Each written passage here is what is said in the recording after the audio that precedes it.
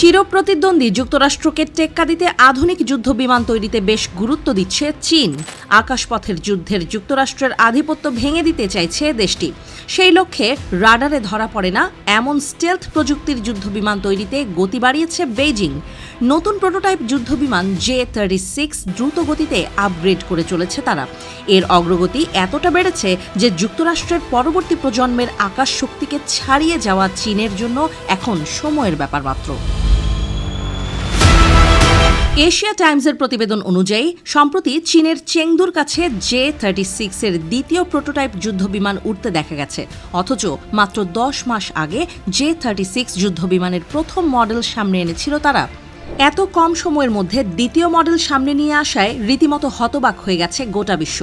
J-36 যুদ্ধবিমানের নতুন সংস্করণে অনেক বড় পরিবর্তন দেখা গেছে। নতুন এই মডেলে বাতাস ঢোকার পথ, পরিবর্তিত ল্যান্ডিং গিয়ার সিস্টেম এবং একেবারে নতুন এক্সস্ট ডিজাইন রাখা হয়েছে। J-36 যুদ্ধবিমানের প্রথম মডেলটিতে YF-23 এর মতো লুকানো এক্সস্ট ছিল, যা রাডারে কম ধরা পড়ে। কিন্তু নতুন মডেলে মার্কিন F-22 যুদ্ধবিমানের মতো ফ্ল্যাট দ্বিমাত্রিক থ্রাস্ট ভেক্টরিং নোজল ব্যবহার করা হয়েছে। ফলে যুদ্ধবিমানটি আরও দ্রুত বাঁক নিতে এবং নিয়ন্ত্রণে রাখতে সাহায্য করবে। J-36 যুদ্ধবিমানের নতুন সংস্করণে এসব আপগ্রেড করার মাধ্যমে পরিষ্কার হয় যে চীনের প্রকৌশলীরা এর গতি, স্থিতিশীলতা এবং নিয়ন্ত্রণের সুবিধা বাড়ানোর চেষ্টা করছেন।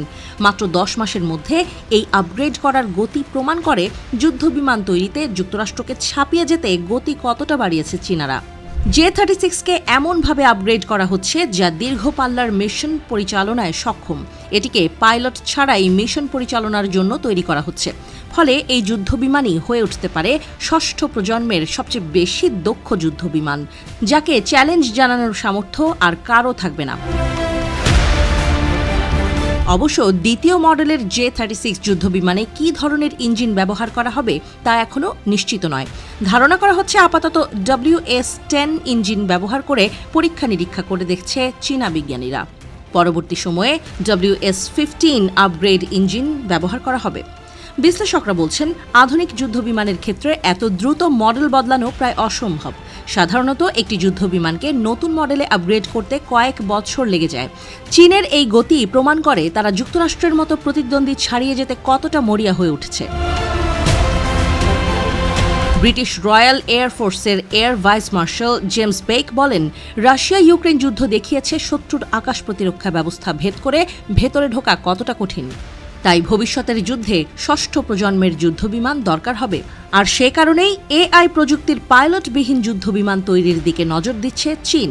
বিশ্লেষকরা বলছেন, এইভাবে যদি চীন ষষ্ঠ প্রজন্মের যুদ্ধবিমান আগে তৈরি করতে পারে, তবে প্রযুক্তিগত দিক দিয়ে যুক্তরাষ্ট্রকে হারিয়ে দিতে পারে বেইজিং।